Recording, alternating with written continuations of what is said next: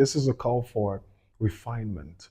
The film shows flashes of a rich cinematic future for Nollywood, but it also reminds us that both ideas, need structural discipline to resonate beyond their texture.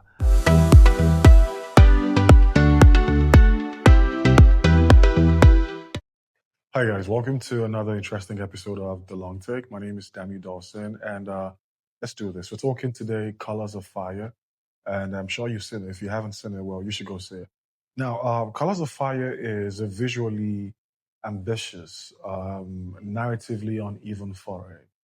At its core, Colors of Fire attempts something rare in mainstream Nollywood.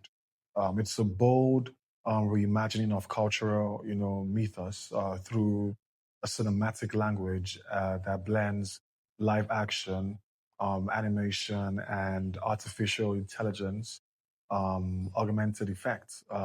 This film clearly wants to be more than a conventional period drama. It wants to announce a new stylistic voice in African storytelling and African cinema. It's a hybrid that its director Nia Kimolayan frames as Afrofusion. Yet, for the conceit of innovation, the execution feels or reveals a tension between a spectacle and story, one that the film never quite resolves. Now, let's go to the visual brilliance and world building. A cinematic feast, right? From the first frames, Colors of Fire feels like an aesthetic manifesto. Its costume design vibrates with culture and color. Adire fabrics, elaborate headpieces, and richly patterned textiles. They sort of fill the screen with a sense of tribal specificity that is rarely this exquisitely visualized in Nigerian cinema, in Nollywood. And, it's complemented by vibrant set pieces and intentional lighting choices. The film builds an almost tactile world where color itself almost becomes a character. Sound design and musical cues further pulls you into this imagined universe, making the film genuinely immersive at times. It's a quality that most mainstream Nigerian film or Nigerian productions aspire to get to, but seldom achieve. Performances anchor these spectacles. Shout out to Uzor, shout out to Messi Aigwe, even though I thought that she didn't exactly give some weight to the role, but well done to her. Well done to Gabriel Afolayan.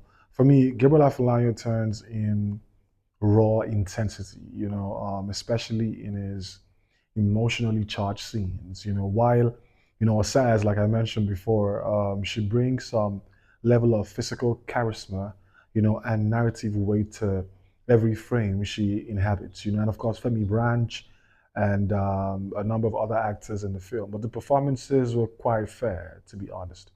Now, let's go to the narrative struggles. For me, it's where vision outpaces storytelling. Here's why the film's tension between spectacle and story becomes, most apparent. The underlying narrative, a warrior's journey, forbidden love, tribal rivalry, and the stripping away of inherited myths.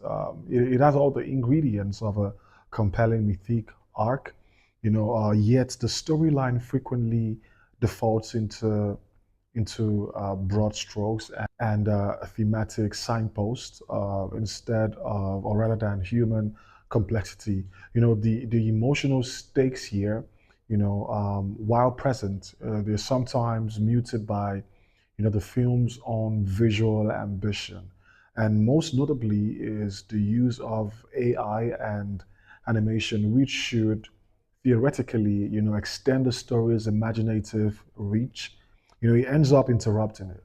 And instead of serving narrative clarity, these elements often pull audiences out of the immersive world, they helped build. And it's breaking the emotional continuity and undercutting the realism the film occasionally strives for. And for me, this over reliance on spectacle is not just a a stylistic choice. It's a structural one. When animation or AI sequences eclipse the logic of the plot, viewers are reminded that they're watching an experiment rather than, being invited into a fully realized story. And for me, that's not bad in principle, to be honest, but innovation is worth pursuing. But here, it sometimes feels like style, chasing or chases effect at the expense of depth. But for me, I loved the world building. I thought it was smart. I thought it was good. I thought it made a lot of sense. And it is largely what the director Nia Kimolayo is used to doing. I think it's better a post production guy, than an actual director. But I know who am I? I'm just a critic, right? Now let's go to the unresolved ending and structural gaps. Now, another narrative shortcoming in this film is the film's ending, right? Instead of delivering insight or closure, the conclusion leaves threads, dangling and thematic bits unresolved, and it sort of diminishes the emotional payoff, built in the earlier scenes. Now, for a story dealing with myth, heritage, and transformation, the lack of a strong narrative resolution sort of weakens the mythic cycle, that this film seems to want to complete. So, in the actual sense of it, yes, it was supposed to make sense, right? But some parts of it did not just add up. So, sort of spend more time trying to understand the world building than trying to understand the content of the world building.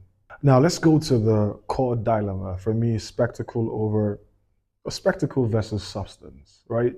Now, arguably, the most crucial or critical lens, through which to view Colors of Fire is how it appreciates spectacle over, story. The film dares, and it often delivers, visual wonder. I'm not gonna lie, like you love it, but this comes at a cost.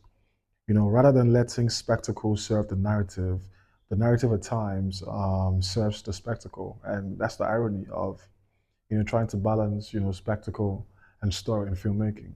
The AI effects, bold coloring and ambitious world building are undeniably memorable, but they do not always cohere into storytelling that sort of feels emotionally or structurally satisfying. In cinematic terms, it's as if the film has like two ideas in one. One is a bold pitch for a new visual cinema language, and the second would be a traditional mythic love story searching for dramatic focus. And for me, the marriage between the two is uneven, and the film's strongest impulses often overshadows the weaker ones. Now let's go to the final take.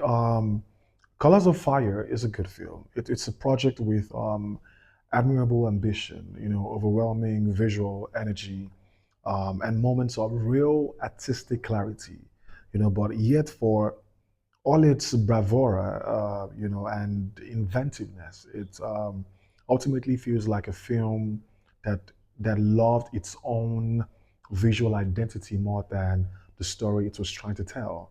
And when spectacle becomes the engine of the film rather than a supporting current, the emotional and narrative journey wobbles, right? And this is not a dismissal, right? This is not saying the film is bad. This is a call for refinement. The film shows flashes of a rich cinematic future for Nollywood, but it also reminds us that both ideas, need structural discipline to resonate beyond their texture. And for me, I would say go see it. Let me know what you think in the comment section. But thanks for watching this episode of The Long Take. My name is Dami Dawson, and this has been The Long Take for Colors of Fire, directed by Nii Akimolayan. Still showing at the cinemas. Go check it out.